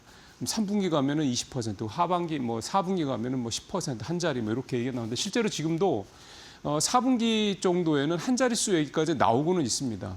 근데 잘 아시는 것처럼 지금 우리보다도 월가에서 나오는 이 반도체 관련 리포트들을 보면 글쎄요, 한 자릿수까지 상승폭이 둔화될까 싶다는 생각이 좀 듭니다. 일단 1분기에는 시장에서 예상한 거 이상으로 가격 상승폭이 컸고 2분기도 지금 분위기라면 뭐 비슷하거나 아니면 뭐 그렇게 많이 차이가 나지 않을 거라는, 그러니까 40% 전후 이렇게 얘기가 나오니까요. 나올 것 같은데 일단은 두 증권사는 이 가격 상승폭이 둔화될 것이기 때문에 목표 그 투자 의견을 좀 낮췄다 이렇게 얘기를 하고 있고요. 이제 이 얘기는 조금 이제 그 완곡하게 또 얘기를 하면 좀 많이 올랐다 단기에, 그러니까 조금 조심할 필요가 있다 이렇게 해석을 하는 게 좀 더 낫지 않을까. 그러니까 뭐 특정 증권사가 좀 튀려고 뭐 그렇게 시장 분위기와 전혀 반대되는 그런 일 이렇게만 볼 문제는 분명히 아니다. 내가 뭐 하이닉스를 갖고 있고 내가 삼성전자를 갖고 있기 때문에 내가 갖고 있는 종목에 대해서 투자 의견을 하향하고 목표가를 내렸기 때문에 저 애널리스트 저 잘못됐다 이렇게 판단할 문제는 결코 아니라는 거죠. 분명히 지금 단기간에 주가가 엄청나게 오른 거는 분명하니까요. 우리뿐만 아니라 월가에서도 단기 과열이 되는 우려감이 분명히 있습니다. 다만 그럼에도 불구하고 근본적인 펀더멘탈에 변화가 있느냐라는 그 부분에 뭔가 의문점이 생기냐, 그거는 아니라는 거죠. 그러니까 이 두 리포트도 반도체 메모리에 대한 수요가 뭐 계속 크다라는 부분에 대해서 부인하는 게 아니라 가격 상승폭이 둔화될 거다. 이제 엔비디아를 생각을 하시면은 되게 이제 이해하시는 데 도움이 될 것 같습니다. 자, 반면에 어제 유진투자증권은 스트롱바이 강력 매수를 이제 제시를 하면서 이건 투자 의견도 올린 거죠. 230만 원까지 올렸고요. 유진투자증권은요. 그 다음에 SK증권은 지난주에 나왔죠. 300만 원. 삼성전자 50만 원 그렇게 올렸습니다. 특히 SK투자증권은 국내 증권사에서는 처음으로 삼성전자나 SK에 대해서는 PBR 기준이 아니라 밸류 평가 방식을 PER로 바꿔야 된다라고 주장을 했고, 이번에도 저렇게 다른 증권사들보다 훨씬 더 높게 이렇게 가격을 올렸던, 목표가를 올렸던 이유도 역시 PER 기준으로 평가를 해야 된다라는 그 점을 이제 중요하게 얘기하면서 했습니다. 생각이 좀 다를 수 있습니다만 결국은 투자 의견을 하향하든 목표가를 내리든 근본적으로 메모리 수요가 강력하다는 거에 대해서는 뭐 다들 똑같은 생각을 하고 있다. 그렇게 보시면 될 것 같습니다. 요거는 짧게만 전해드리겠습니다. 삼성전자 하이닉스 2배 레버리지 ETF 상장 원래 22일이었죠? 당장 다음 주였는데 이게 약간 연기됐습니다. 지금 일부 한 그 언론사에서 27일로 단독이다라고 기사를 내긴 했는데요. 좀 확정적으로 금융위원회에서 발표가 나온 건 아니기 때문에 제가 뭐 그 27일이라고 명확하게 말씀드리지는 못하겠고 어쨌든 한 주 정도 뭐 연기됐다 이렇게 얘기가 좀 나오는데 이제 연기된 이유는 뭐 간단합니다. 22일 날 국민참여펀드가 출시가 되기 때문입니다. 그러니까 국민참여펀드는 잘 아시는 것처럼 이제 이재명 정부가 사실은 이제 국정과제로 추진을 하는 거고 여기서 이제 소위 말하는 이제 우리 대한민국이 이제 AI 시대에 글로벌 뭐 어떤 탑으로 성장하기 위해서 필요한 여러 가지 마중물 역할을 이 국민성장 펀드를 통해서 하겠다. 정부도 들어가고 기업들도 들어가고 해외 자금도 뭐 유치를 하고 거기에 또 이제 국민들한테도 이 국민성장 펀드에 참여를 해서 수익을 낼 수 있는 그러니까 뭐 세제 혜택도 굉장히 좋고요. 세액 공제도 많이 해줍니다.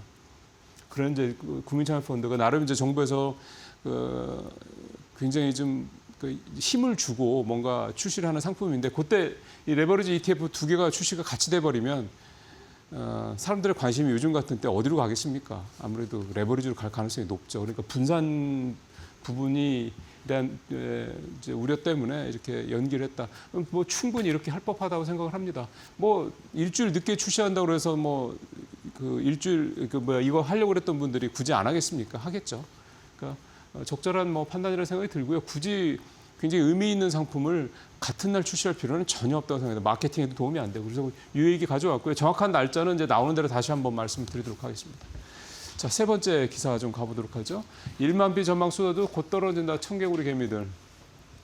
그동안에 인버스 ETF, 곧버스 ETF 많이 산다 말씀은 사실 여러 번 드렸는데 이게 더 뭐랄까요 가속화되고 있다 그럴까요? 이제 그런 내용의 기사가 좀 되겠습니다. 살펴보니까 코덱스 200 선물 인버스 2X 이게 이제 우리가 흔히 얘기하는 곧버스 ETF죠. 요거가 최근 일주일 동안 2,280억 원의 자금이 들어와서 전체 ETF 중에 4위. 그 다음에 코덱스 200 인버스 이거는 그냥 한 배짜리 인버스 상품이죠. 요거는 1,800억으로 자금 유입 5위. 그러니까 전체 ETF의 자금 유입 그 순위 중에서 4위와 5위가 이 인버스 또 곧버스 상품이다라는 겁니다. 반면에 이제 거꾸로 코덱스 200 레버리지 2배 더 이제 하는 레버리지 상품에서는 1조 5천억이 넘는 돈이 빠져나갔고요. 그다음에 코덱스 그냥 200에서도 일주일간 한 5천억, 그러니까 한 2조 원이 넘는 돈이 레버리지나 그다음에 그냥 코덱스 200 상품에서는 빠졌습니다. 그러니까 결국은 대형 중심으로 좀 장이 가고 있고 그 대형 중심의 장이 이제 꺾일 것이다라고 보는 개인들이 좀 많이 있다 이런 얘기가 되겠고 또 대차 거래 잔고도 160조를 좀 넘었다, 180조를 사상 처음 넘었다 이렇게 얘기가 좀 나오고 있고요. 그러니까 이제 사실 곧버스가 뭐 거의 뭐 좀 동전주 수준이 됐다라는 얘기가 나오고 해도 상패가 됐다는 얘기가 나오고 해도 여전히 지금 이 급등장에 대해서 뭔가 이게 좀 이거 좀 내가 봤을 때는 이렇게 가는 거는 아닌 것 같아라고 생각하시는 분들이 적지 않게 있다 뭐 이렇게 보시면 될 것 같습니다. 이건 뭐 투자는 뭐 본인의 판단이고 내 돈 가지고 하는 거니까요. 이거에 대해서 뭐 이렇게 저렇게 뭐 비판적으로 또는 뭐 부정적으로 볼 필요는 전혀 없다는 생각이 좀 들고요. 일부는 분명히 이 중에서 일부는 해지 차원에서 하신 분들도 계실 거기 때문에요. 반면에 어제 나왔던 시장 관련된 또 얘기는 유한타증권이 코스피 예상 밴드를 10,000포인트 최대까지 올렸고 현대증권은 12,000포인트까지 최대입니다. 이거는 올렸고 JP모건도 어제 코스피 10,000포인트 예의라는 그런 리포트를 좀 내기도 했습니다. 자, 마지막으로 동전주 얘기인데요. 몸집은 커졌는데 몸값은 그대로.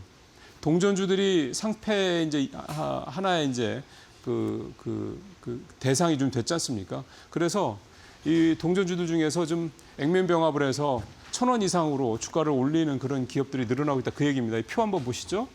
올해 액면병합 후 거래 재개한 코스닥 종목들인데 다는 아닌데 일부 종목들이 지금 주가가 거래 재개 첫날 수익률이 이렇게 30% 가까이 거의 뭐 상한가죠. 이거는 두 종목은 상한가네요. 이렇게 그렇게 했던 종목들이 있다 이런 얘기입니다. 그러니까 뭐 4,500원 하던 종목이 10분의 1 액면 병합을 해버리면 이제 뭐 이를테면 4,5천원으로 갑자기 떠버리는 거죠. 그러니까 어쩌다 보는 분들은 갑자기 이렇게 주가가 올랐네. 그리고 이게 뭔가 펀더멘털에 큰 뭐가 있는 것처럼 착각을 하시고 종목에 들어가시는 분들도 계시다. 그렇게 많지는 않을 것 같긴 합니다만 그런 분들이 계시기 때문에 이제 이런 기사가 이렇게 나왔다 볼 수가 있겠습니다. 기본적으로 액면 병합했다고 그러면 가급적이면 좀 요즘은 사실 내가 그 종목에 대해서 막 이렇게 상세히 이렇게 공부하시거나 그러시기가 힘들다 그러면 액면 병합했다 그러면 웬만하면은 안 들어가시는 게 좋지 않겠나? 요즘 이거 말고 들어갈 종목 많지 않습니까? 네. 한국의 주시장에 좋은 종목들 참 많습니다. 굳이 안 들어가셔도 그럴 것 같습니다. 오늘 마치도록 하겠습니다.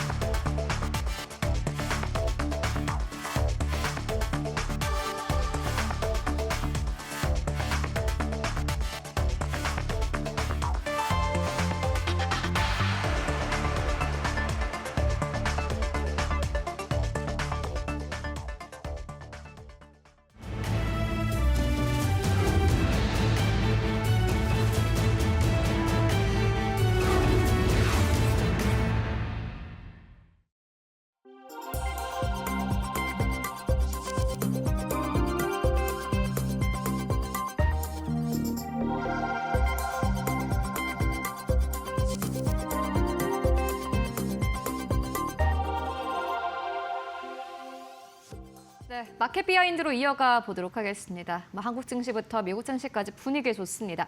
지금 시장의 분위기는 굉장히 좋은데 사실 이러한 시장이 좀 어려운 시장 아닌가 하는 생각도 듭니다. 오늘 관련된 이야기 나눠볼 텐데요. IM증권 서울금융센터의 이영훈 이사 모시고 이야기 나눠보도록 하겠습니다. 안녕하십니까? 네, 안녕하세요. 네, 오늘도 아침 7시부터 이렇게 나와주셔서 감사합니다. 오늘 보니까 뉴욕 증시 3대 지수가 굉장히 좋았습니다. 보니까는 시티도 그렇고 지금보다 나스닥이 더 간다 이런 투자 의견도 연이어서 나오고 있는 상황이고 간밤 증시 어떻게 보셨어요? 미증시 같은 경우도 지금 글로벌 증시가 비슷한 흐름인 것 같은데 좀 차별화돼 가지고 네. 압축된 종목들 중심으로 이제 움직이고 있는 거는 계속 지속되는 것 같고요. 네. 지표상으로는 지금 트럼프 대통령이 이란이 제안한 내용에 대해서 전혀 마음에 들지 않는다. 군사작전 얘기도 좀 잠깐 흘리는 것 같고 하는데도 유가를 보시면 물론 3% 이상 오르기는 했지만은 아주 급하게 요동을 치지는 않고 있다라는 거. 그다음 미국 채금리가 또 10년물이 4.4를 넘어섰는데 네. 거기에 비해서 시장은 그래도 좀 비교적 차분하게 그러네요. 그런 모습을 좀 보여줬다라는 측면에서는 이제 긍정적인 측면이 분명히 있고요. 말씀하신 것처럼 이제 반도체 쪽 섹터가 여전히 강세를 보이고 있고 우리나라의 이제 그 경쟁 상대인 마이크론 테크놀로지 주가 역시 또 굉장히 강한 그림을 그려줬는데 일단 차트상으로 보면 어저께 좀 도지 모양, 고점에서 약간 팽이 모양으로 좀 나오면서 거래가 좀 급증하는 모양이 나왔기 때문에 단기적으로는 약간 경계 시그널도 좀 살짝 같이 보여주는 그런 모습이었었기 때문에 오늘 이후에 국내 증시에 그게 어떻게 영향을 미칠 것인지에 대해서 지켜봐야 될 것 같습니다. 네, 간밤에도 마이크론 테크놀로지의 주가가 굉장히 좋았고 시장 상황은 사실 10년물이 그렇게 움직였어도 굉장히 좋았다라는 게 좋은 건지 아니면은 이게 안 좋은 건지는 모르겠습니다만은 일단 이란과 관련된 리스크는 여전히 있습니다. 트럼프 대통령이 이란과 관련된 답변을 용납할 수 없다라고 이야기를 했는데 요거는 어떻게 보세요? 제가 3월 말부터 종전 배팅 시장은 시작한 것 같다는 말씀을 드렸었고요. 네. 이 자리에서 계속해서 말씀드렸던 게 이제 이란 전쟁 관련된 부분의 어떤 리스크는 더 확산되기는 쉽지 않을 거고 오히려 이제 회복 국면으로 들어갈 가능성에 대해서 말씀을 드려왔고요. 지금 이제 이 부분이 진짜로 군사작전을 할지 안 할지는 모르겠습니다만 현실적으로 봤을 때 이란을 완전히 굴복을 시킨다라는 게 쉽지 않다라는 걸 누구보다도 트럼프 대통령이 더 잘 알 거고 이란 역시도 오히려 이란에게 호르무즈 해협을 봉쇄한다라는 새로운 카드를 줬기 때문에 이걸 어떻게 지금 출구 전략을 구사해야 될지에 대한 고민이 더 많은 것 같습니다. 제가 보기엔. 그래서 지금 이란전 관련된 부분들이 추가적으로 지수를 흔드는 리스크가 될 가능성은 저는 아직은 좀 제한적이다. 네, 그렇게 보고 있습니다. 네, 전쟁 관련 리스크가 지금 시장을 조금 흔들기에는 아직은 그 정도는 아니다라는 의견 함께 전해주셨고요. 이어서 한국 시장 이야기 함께 해보고 가도록 하겠습니다. 코스피 어제 4% 넘게 급등했고, 근데 이제 보니까는 외국인 투자자들이 팔고 나갔더라고요. 어제는. 그 부분이 또 지금은 약간 부각되지는 않는데 그래도 좀 생각을 해봐야 되지 않나 하는 생각도 들고요. 더 갈까요? 아니면 막 외국인들이 팔고 나간 것처럼 약간 단기 고점일까요? 어떻게 보세요? 저는 일단 외국인들이 팔고 나간다고 해서 한국 시장을 떠난다고 생각은 하지 않습니다. 네. 1월, 3월 달 경상수지 흑자 규모가 지금 700억 달러를 훨씬 넘어서는 숫자가 나온 상태인데다가 네. 지금 우리나라가 지금 주요 산업별로 봤을 때 반도체도 지금 당연히 그 메모리 쪽에서는 글로벌 1위지만 글로벌하게 지금 중국 디리스킹을 지금 추구하는 미국의 입장에서 봤을 때 우리나라를 빼고서 미국이 같이 굴러가는 거는 경제 자체가 선순환되기는 쉽지 않다라는 거죠. 대표적인 게 이제 조선이 들어갈 수 있을 거고 또 한 가지 지금 계속해가지고 발주가 아직 안 나온다 하지만 원전도 역시 전력 프로젝트와 맞물려 가지고 볼 수 있을 거고 네. 전력 인프라 쪽 관련되어 있는 장비도 마찬가지일 네. 거고요. 또 방산 같은 경우만 하더라도 사실 지금 미국이 이번에 이란전 하면서 무기 다 써버렸잖아요. 네. 그다음에 수급을 맞출 수가 없다 보니까 주요 국가들에게 지금 니네들이 주문한 그 무기 좀 늦게 갈 거라는 걸 다 통보하고 있는 상황이다 보니 우리나라 제품에 대한 또 실제로 미국에서 우리나라 제품을 소싱하려고 하는 움직임조차 나오고 있는 상황이고 그런 것들 다 놓고 봤을 때 또 뭐 자동차 같은 경우만 하더라도 지금 우리가 글로벌 1위는 아닙니다만 지금 영업이익 기준으로 글로벌 2위인데 전기차 부문의 준비력까지 놓고 얘기를 한다고 그러면은 사실 어떻게 보면 토요타보다 더 앞서 있는 부분도 있고요. 휴머노이드 쪽 같은 경우도 우리나라 회사는 아닙니다만 지분으로 갖고 있는 보스턴 다이나믹스가 글로벌 탑티어급에 들어가는 회사라는 거죠. 그러니까 준비가 미래 전략에 대한 준비까지 갖춰져 있는 국가가 우리이기 때문에 한국을 배제하고 나서 미국의 경제를 생각하기 쉽지 않을 거다라는 거죠. 그런 맥락에서 봤을 때 외국인들이 매도하는 거는 지금 보시면 누구나 다 좋은 건 알겠는데 너무 급하게 오르잖아. 맞아요. 이 느낌이잖아요. 네. 그러면 급하게 오르는 거에 대해서 저점에서 산 물량들은 당연히 차익 실현이 나올 수 있는 거죠. 이제 그런 측면으로 이해를 하시면 될 것 같고 더 중요한 거는 그 차익 실현 물량이 나오면 과거에는 물량을 받아내질 못했기 때문에 그냥 안고 쓰러졌는데 지금은 받아내고 있잖아요. 근데 그 받아내고 있는 원천이 고객 예탁금이잖아요. 네. 그런데 그게 좀 표현하기 좀 그렇습니다. 과거에 좀 이 일반 투자자들 작은 손들이 들어와서 하는 게 아니라 이른바 큰 손들이 지금 들어와 가지고 받아내고 있고 그 받아내는 종목 자체가 주로 삼성전자, 하이닉스, 뭐 현대차 뭐 이런 이제 대형 우량주잖아요. 네. 그러면 뒤집어 놓고 얘기하면은 그 큰 자금들이 들어온다고 말씀을 드리는 건 하루에 5조 원씩 예탁금이 늘어났었단 말이에요. 어제는 좀 빠지긴 했습니다만. 그럼 이런 자금들이 사는 물량 자체는 안전자산에서 들어온 자금들일 가능성이 높습니다. 그거는 부동산이거나 정기예금이나 이런 쪽에서 실제로 지금 은행 정기예금에서 빠지는 속도가 굉장히 빠르다는 건 기사로 나오고 네. 있으니까. 그러면 그런 자금들이 넘어온 경우에는 사실은 그 자금들로 인해 가지고 매수된 종목들은 시장에서 잠길 가능성이 높습니다. 거래가 안 되고 그냥 딱 잠겨버릴 가능성이 높습니다.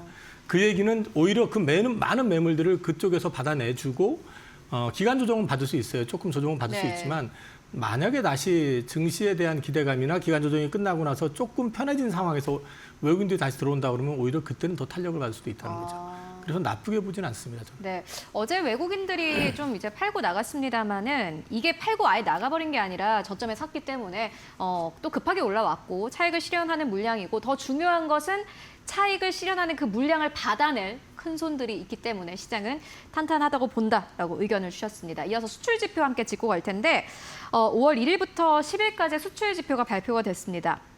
반도체가 150% 넘게 보니까 증가했고 근데 자동차는 좀 떨어졌어요. 이렇게 좀 어떻게 보면 디커플링 된 건데 이걸 저희가 어떻게 좀 해석해 보면 될까요? 반도체 같은 경우는 지금 AI 인프라 투자가 지금 집중되다 보니까 네. 경쟁적으로 붙다 보니까 지금 쇼티지가 계속 되고 있잖아요. 가격이 계속 올라가고 있고 그러다 보니 지금 사실 반도체 주가만 또 급등하고 있는 그렇죠. 것도 사실이고요. 네, 일면은 설명이 되잖아요, 그 네. 부분이. 그에 반해 가지고 자동차 주식 같은 경우는 실제로 매출도 좀 줄고 수출 물량도 좀 줄어드는 그런 그림이 실제로 보이고 있는데 왜 오르느냐? 근데 가만히 생각을 해보셔야 되는 게 여기서 또 말씀을 드려왔었어요. 한 달 내내 말씀드렸던 건데 현대자동차의 어떤 시장의 시각은 두 가지가 있습니다. 첫 번째는 레거시 자동차로서의 시각이 있고요. 또 하나는 미래 전략, 미래 산업을 가지고 얘기할 수 있습니다. 이거는 자율주행과 휴머노이드, UAM까지 다 들어가는. 그런데 전쟁이 발발하고 나니까 유가가 폭등했었고 유가가 폭등하니까 자동차 팔리겠어라는 것 때문에 기계적으로 매도가 많이 나왔었죠. 그리고 전쟁 중간에 누가 미래를 얘기하겠습니까, 그죠? 그때만 해도 사실 그 중간에 반도체 주식도 별 재미없었어요. 근데 전쟁이 종전 배팅 들어가기 시작하면서부터 사실은 전력기기 폭등하고 그 다음에 5월에 들어서 반도체 폭등한 거잖아요. 네. 그럼 현대차 그룹 같은 경우도 마찬가지로 제가 계속 말씀드렸었던 건 뭐냐면 종전 배팅이 들어가게 되고 유가가 안정이 되기 시작하면은 자동차 팔리겠어요 해서 다시 그래도 그 다음은 뭐지? AI 인프라 투자 다음은 뭐냐 이거죠. 그럼 AI가 인프라 투자를 해놓고 난 다음은 결국은 그 AI를 갖다가 생활 속으로 침투시키고 확산시킬 수 있어야 되는데 그 부분에 있어가지고 가장 확실한 디바이스가 지금 눈에 보이는 컴퓨터, 노트북, 스마트폰 이게 전부냐는 거죠. 진짜는 자율주행하고 휴머노이드라는 거죠. 그래서 지금 미국이 AI의 진심인 것 이유도 제조업 부활을 위해서도 있습니다. 지금 현재 미국의 제조 경쟁력은 거의 없어요. 그렇죠. 원가 부담이 워낙 크기 때문에. 근데 거기에 AI가 접목이 되고 휴머노이드가 들어간다면 얘기가 달라지죠. 그렇기 때문에 이런 부분들에 대해서 미국이 전략적으로 집중하고 있다고 봐도 될 것 같기 때문에 그런 그림을 가져간다는 측면에서 놓고 보면은 미래 전략이 가장 준비가 잘 돼 있고 자율주행하고 휴머노이드 쪽에서 가장 앞서 있는 기업이 어디냐는 거죠. 자, 우리가 딱 생각하기엔 테슬라잖아요. 그죠. 그럼 테슬라하고 견줘가지고 비슷하거나 약간 못한다 하더라도 따라갈 수 있는 기업이 어디가 있냐는 거죠. 자, 휴머노이드가 이 정도 와 있고 그다음에 자율주행은 이 정도 끌어올린 데는 현대차밖에 없습니다. 특히 휴머노이드 같은 경우는 현재 보여주는 퍼포먼스는 옵티머스보다 더 괜찮습니다. 그런 맥락에서 놓고 얘기한다면 현대차에 대한 기대감은 당연한 거라고 저는 보고 있습니다. 이게 보니까 테슬라도 사실 주가 이제 이야기할 때 전기차 기업만 놓고 봤을 때는 지금 주가가 비싸다라고 보는 시각이 일부 있고 또 반대로는 아니다. 얘네들이 로봇 사업도 하고 FSD도 하는데 이거 생각하면은 싼 거다라고 투자 의견이 약간 나뉘잖아요. 현대차도 비슷하다 이렇게 보면 되는 거네요. 비슷한데요. 근데 테슬라의 주가에 대해서 노이즈가 있긴 하지만 생각을 해보셔야 되는 게 AI에 집중 투자하고 난 다음에 그 궁극적인 지향점이 뭐냐는 걸 생각해 봐야 되는 거죠. 결국 AI가 우리 일상생활에 들어온다고 했었을 때 가장 유용하게 쓰일 수 있는 분야가 뭐냐는 거죠. 자율주행 아닐까요? 그렇죠. 그다음에 선진국일수록 인구 고령화 심각해지는데 그죠. 더더군다나 이제 그게 필요성이 더 대두가 되겠죠. 그다음에 휴머노이드 말씀드렸지만 인구 고령화에 애들 덜 낳고 있으니까 현장에서 일할 능력 사람들이 부족하니까 사실은 이머징 마켓에서 사람을 끌어와 가지고 해왔었잖아요. 네. 최근에 지금 미국은 이민 제한하고 있잖아요. 그럼 그걸 뭘로 채우겠냐는 거죠. 그런 맥락에서 본다 그러면 우리도 마찬가지거든요. 지금 인구 감소 눈에 띄잖아요. 고령화 네. 눈에 띄는 상황이고. 그러면 현장에서 지금은 반발이 있고 뭐 하지만 그거 누가 돌리냐고요. 결국 가가지고. 이제 그런 산업적인 트렌드를 봤었을 때는 그 길은 분명히 가야 될 길이라는 거죠. 그래서 이제 현대차가 상당히 많이 준비가 돼 있다라는 게 최근에 이제 부각이 되고 있는 거라고 보시면 될 것 같습니다. 굉장히 유의미한 이야기를 해주신 것 같습니다. 사실 현대차가 이제 우리가 지금까지는 완성차 기업이다 이렇게만 좀 생각을 했었는데 현대차가 지금 미래를 위해서 준비하는 것들을 생각을 해본다면은 주가 강세를 좀 이해해 볼 수 있겠다라는 생각이 들고요. 또 많은 분들이 어떻게 보면 가장 궁금해하실 것 같아요. 삼성전자, SK하이닉스. 뭐 지금 요즘에는 뭐 점심시간에 직장인들 사이에서 삼성전자, SK하이닉스 빼면 이야기가 안 된다고 하더라고요. 요거 주가 전망은 어떻게 보세요? 뭐 이 주가 전망이라는 게 의미가 있겠나 싶긴 하지만은 어떻게 보시는지가 궁금합니다. 과거 지표 뭐 휴먼 인덱스가 됐든 뭐가 됐든 여러 가지 상황을 놓고 보면은 고점 시그널은 보입니다. 네. 그게 이제 왜 보인다고 하냐면은 제가 사람들 잘 안 만나는데 금요일 날 한번 사람을 만났었는데 제 뒷자리에 한 10여 명의 20에서 30대 네. 친구들이 앉아가지고 하이닉스하고 삼성전자 얘기만 하더라고요. 그러니까요. 근데 제 친구들이 저한테 묻길래 조용히 하라고 그랬거든요. 그냥 들어라 저기. 이제 그랬는데 이 말씀을 드리는 거는 지금 시장에서 온통 그쪽에 관심이 많고 전부 그쪽으로 넘어가려고 하는 분위기가 있습니다. 근데 앞서도 잠깐 보여줬지만은 수출 지표라든지 재반 지표 자체가 우리나라 지금 PER이니 뭐니 하는 거를 갖다 밸류에이션을 저평가 만드는 요인이 다 삼성전자 하이닉스잖아요. 그러면 일견 주가가 이렇게 급등하는 건 또 이해가 됩니다. 뒤늦게 뭐 급등하는 거긴 하지만은. 그래서 이게 전부 버블이다 또는 이게 오버슈팅이다라고 하는 얘기할 수는 없을 것 같아요. 다만 지표상으로는 조금 과열권인 건 사실인 것 같습니다. 그래서 저는 뭐 지난주부터는 사실은 그쪽보다는 앞서 말씀드렸던 뭐 현대차그룹이라든지 또는 뭐 조선업종이라든지 이런 쪽으로 조금 포트를 가져가고 있고 기존에 저는 삼성전자 하이닉스 사놨던 거는 지금 5만 원대 산 것도 그대로 갖고 있어요. 저는 이 상태에서 더 갈 거라고 보고 있기 때문에. 근데 단지 더 사고 싶다 하더라도 그거를 쫓아가서 사는 것보다는 저는 조금 조정을 받고 좀 편안할 때 사고 싶다. 그런 상태인데 오늘 아까도 제가 D램 그 차트 그 ETF 차트 말씀드렸지만은 고점에서 도지 모양이 나왔거든요. 이 십자 모양처럼. 그리고 거래량이 급증을 했기 때문에 이거는 사실은 단기 과열 시그널인 건 맞아요. 그래서 저는 조정이 크게 나올지는 모르겠지만 저는 좀 기간 조정을 받았을 때 들어가시는 전략 없는 분 어떻게 해야 되느냐 또 묻는 분들이 많은데 없으시다면은 조금은 아주 조금은 담가놓고 일단 물리면서 시작은 해야 될 것 같아요. 아, 네. 이게 많은 분들이 사실 제일 궁금해하실 질문인 것 같아요. 삼성전자, SK하이닉스 지금 내 주위에 이렇게 많이 벌었다는데 사도 될까요? 라는 어떻게 보면 이런 좀 질문을 한다면은 이제 이사님께서는 이렇게 말씀을 하신 거네요. 지금 산다면 약간 물릴 각오를 해야 되고 장기적으로 봤을 때는 상승 탄력이 있겠지만 어쨌든 간에 과열 신호는 보인다. 라는 의견 함께 듣고 왔습니다. 이어서 또 조선 짚고 갈 텐데 한미조선 파트너십 이니셔티브 이제 프로젝트가 본격화됩니다. 어떻게 보세요? 요 관련 업종은? 트럼프가 딴짓거리 안 했었으면 진작에 진행이 됐을 거라고 보는데 네. 그 베네수엘라 때려놓고 재미 보고 나니까 또 네. 이란까지 건드려가지고 네. 지금 수습이 안 돼가지고 사실 정신 못 미국이 차리고 제일 있는 거죠. 급한 거 아닙니까? 자기가 느꼈겠죠. 뭐 저기 항공모함 가져가봤자 그거 뭐 전투 역량의 문제가 아니라 그 내부 시설의 문제 때문에 뭐 수리를 받기 위해서 이동을 해야 되는 그런 정도 수준이라면은 지금 사실은 미해군 프로젝트 같은 경우는 되게 심각할 수밖에 없는 게 25년 기준으로 중국 함대, 그러니까 중국의 군함수하고 미국의 군함수 차이가 100척입니다. 100척이 중국이 더 많아요. 그런데 더 주목해야 되는 거는 미국은 다 노후화돼 있고요. 중국은 신형입니다. 물론 저 항공모함이나 이런 것 때문에 전투를 한다 그러면 얘기가 또 다른 얘기긴 네. 하겠지만 시간이 갈수록 미국의 시간은 아닐 가능성이 높다는 거죠. 노후화가 더 될 테니까. 그렇다고 본다면은 이 부분에 대해서는 사실은 미국이 더 급한 건 사실입니다. 그래서 저는 계속 말씀드려왔지만은 이 조선 관련된 부분에 있어서 우리는 미국이 반드시 데려가야 될 파트너입니다. 그리고 미국이 더 절실하다라는 측면에서 봤을 때 이 부분과 관련된 부분들은 어쨌든 우리한테는 수혜를 볼 수밖에 없는 섹터인 거 맞다. 그리고 이 부분이 이제 구체화되면은 우리 조선사들 같은 경우도 좀 지루했습니다. 8개월 정도 주가가 안 움직였었기 때문에 한 단계 퀀텀 점프 가능성도 있다고 저는 봅니다.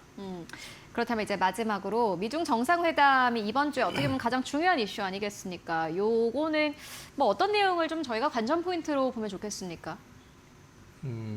전 트럼프가 사고만 안 쳤으면 좋겠습니다. 결론적으로 네. 우리하고 겹치는 부분이 많죠. 네.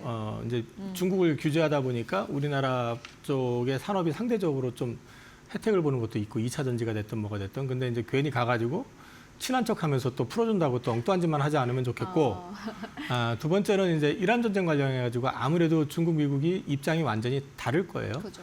다른데 이 부분을 갖다 어떻게 풀어내는지에 대한 부분 그거 분명히 봐야 될 것 같고요.